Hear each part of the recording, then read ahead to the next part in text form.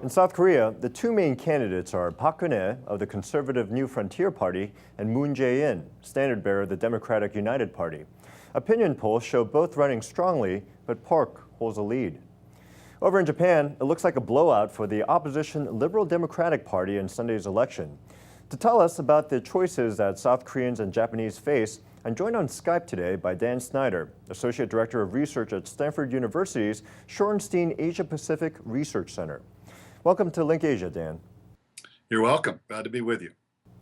Now, first, how will North Korea's rocket launch affect the elections in South Korea and Japan, coming as it did less than a week before the vote?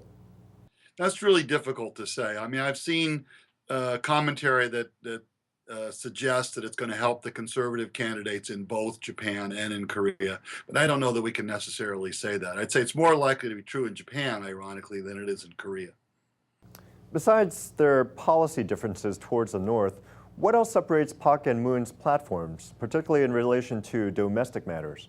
Well, really, that election is much more about domestic policy than it is about North Korea or about foreign policy. It's about what some South Koreans call economic democracy. That's the slogan that's most heavily used by Mr. Moon's candidacy to talk about the need to deal with income inequality. It's focused against the large corporations, the chaebols, which have dominated the South Korean economy. Madam Park talks about helping the middle class, but she's a little more defensive of the role of the chaebols. So it's really about economic policy. It's about social welfare.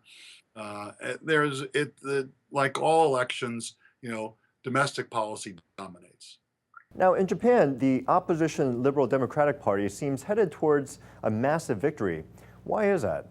The Democratic Party of Japan, which came to power only 3 years ago, was a sort of massive shift in power away from the conservatives, away from the LDP, really failed in its governance. It provided a pretty poor example of how to govern the country, and people are disappointed, they're frustrated. They latched on to some issues that actually aren't that popular, like raising the consumption tax, the national sales tax, from 5% to 10% over a number of years in order to deal with Japan's deficit problem. It may be good fiscal policy, but it's bad politics. Will the elections in South Korea and Japan signal a shift to the right in foreign policy?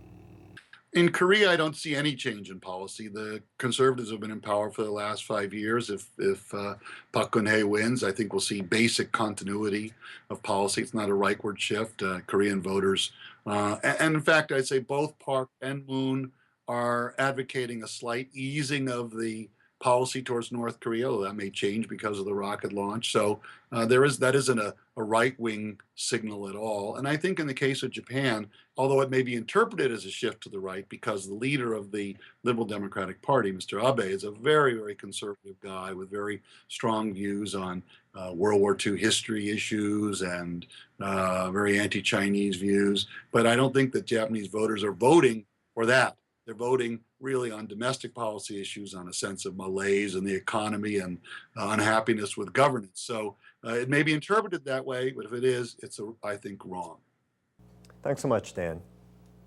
Dan Sneider is at Stanford University's Shorenstein Asia-Pacific Research Center. He's also a former correspondent specializing in Northeast Asia.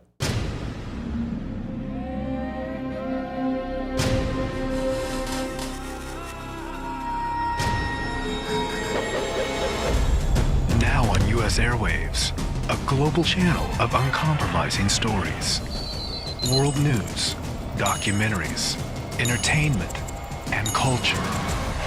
Link TV, connecting you to the world. For more information, visit linktv.org.